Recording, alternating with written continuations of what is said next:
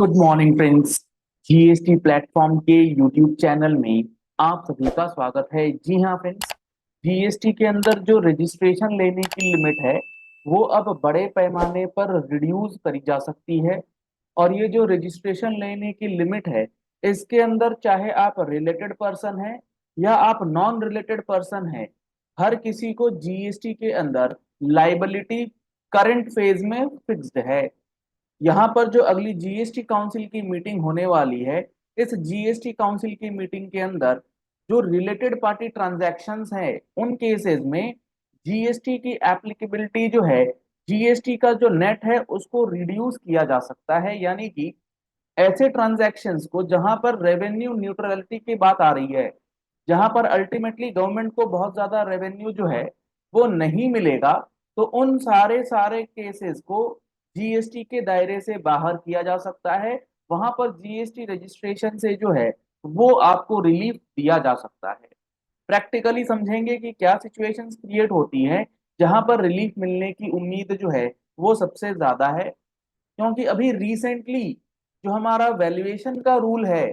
या रिसेंटली जो चेंजेस हुए थे जीएसटी काउंसिल के अंदर, कॉरपोरेट गारंटीज के केसेस में रिलेटेड पार्टी ट्रांजैक्शंस का जो इम्पैक्ट है उसको बहुत हद तक रिलैक्स किया गया है। उसी लाइन में अब other other related party transactions को जो है वो रजिस्ट्रेशन या जीएसटी के एम्बिट से बाहर करने की बात हो रही है। क्या है पूरा मामला, क्या है पूरा सिचुएशन, एक एग्जांपल के साथ, प्रैक्टिकल सिचुएशन के साथ समझते हैं। और आपको ये समझ में आना चाहिए कि ये जब ट्रांजैक्शंस, ये जो प्रोविजंस हैं, जब आएंगे जीएसटी काउंसिल के अंदर, तो इसका बेनिफिट हम लोग किस तरीके से ले सकते हैं और लीगली किसी भी तरीके की कोई दिक्कत भी ना आए। जैसे लेट सपोज एक एग्जांपल लेते हैं। एक फर्म है, let suppose X Y Z, ये है एक पार्टनरशिप फर्म, ये है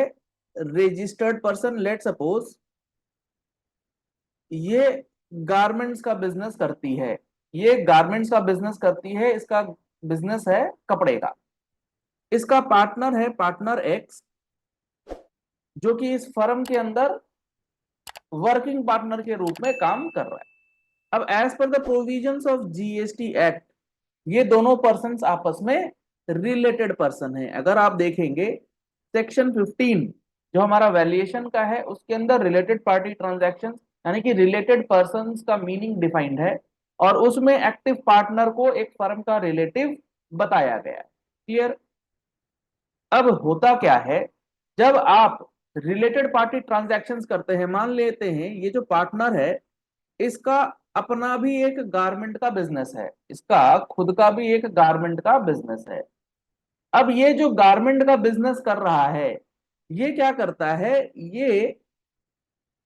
अपनी फर्म को 50 लाख रुपए साल का ट्रांजैक्शंस जो है वो सेल परचेजेस के माध्यम से दिखाता है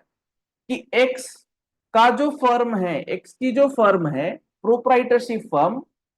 वो अपने पार्टनरशिप फर्म को एक्स वाई जेड जो पार्टनरशिप फर्म है उसमें 50 लाख रुपीस की सेल कर रहा है।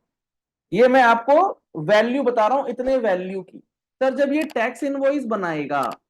जब X X Y Z firm को टैक्स इनवॉइस बनाएगा, तो उसमें वो क्या वैल्यू लिखेगा, इसके लिए आपको थोड़ा सा वैल्यूएशन रूल का अंदाजा होना चाहिए। वैल्यूएशन रूल्स ये कहते हैं, अगर आप डिस्टिंक्ट पर्सन, रिलेटेड पर्संस को ट्रांजैक्शंस में इन्वॉल्व करते हैं और सामने वाला सेम लाइन ऑफ बिजनेस में है और वो आईटीसी लेकर के एज इट इज बेच देगा, मतलब जब एक्स जो as a proprietor individual goods बेच रहा है, गारमेंट्स बेच रहा है एक्स वाई जेड फर्म को, और ये फर्म फिर इस गारमेंट को थर्ड पार्टी कस्टमर्स को सेल करेगी, तो 50 लाख रुपए का फर्म आउटपुट देगी और 50 लाख रुपए पे आईटीसी ले लेगी। कैसे आईटीसी मिलेगा? क्योंकि एक्स जो बिल देगा उस पे ये आउटपुट भी चार्ज करेगा और ये आउटपुट का इनपुट इसे मिलेगा। ठीक, ये पूरा चेन आपको समझ में आ गया होगा। तो यहां पर होता क्या है, जब एक्स जो पर्सन है ना, वो जब अपनी फर्म को बिलिंग करेगा, तो भले ही उसकी एक्चुअल वैल्यू 50 लाख रुपए की हो,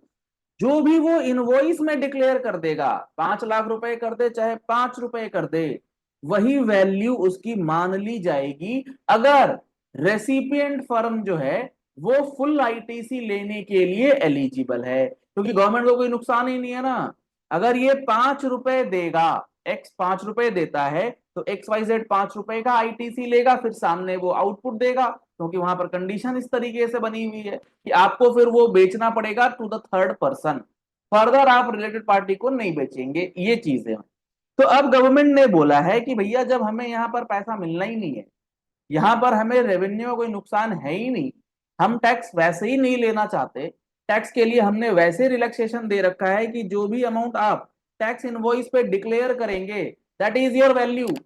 वही वैल्यू हो जाएगी, भले ही आप 50 लाख रुपए का माल बेच दो, आप 50 रुपए ही दिखाएंगे, तो हमें कोई दिक्कत नहीं है, हम आपको कुछ नहीं कहेंगे, रूल के अंदर ये बातें गवर्नमेंट ने लिख करके बताई। तो अब गवर्नमेंट ने ये बोला है, अब गवर्नमेंट ये कर सकती है कि ऐसे जो ट्रांजैक्शन है यहाँ पर, चूंकि गवर्नमेंट एक्सचेकर के पास बहुत कुछ ज्यादा है नहीं, बहुत कुछ ज्यादा है नहीं, सामने वाला आईटीसी भी ले रहा है, फिर वो बेच रहा है, तो आउटपुट वहां से तो मिल ही जा रहा है, तो ये जो रिलेटेड पार्टी ट्रांजैक्शंस हैं इनको जीएसटी के दायरे से ही बाहर कर दे। ऐसे कंडीशनल जो रिलेटेड पार्टी ट्रांजैक्शंस हैं इनको जीएसटी से बाहर जैसे ही करेंगे, तो यहां पर फिर ये जो ट्रांजैक्शंस हैं इस पे ये पूरा कंप्लायंस, ये पूरा चेन, ये पूरा मैकेनिज्म जो है उसको डिस्क्राइब करने की, उसको डिस्कस करने की ही जरूरत नहीं पड़ेगी। तो इस तरीके से आपका जीएसटी रजिस्ट्रेशन का जो एम्बिट है, जो एरिया है, जो दायरा है, वो बहुत हद तक कम हो सकता है, क्योंकि काफी सारे लोग एक पैन पे मल्टीपल जीएसटी नंबर लिए बैठे हैं,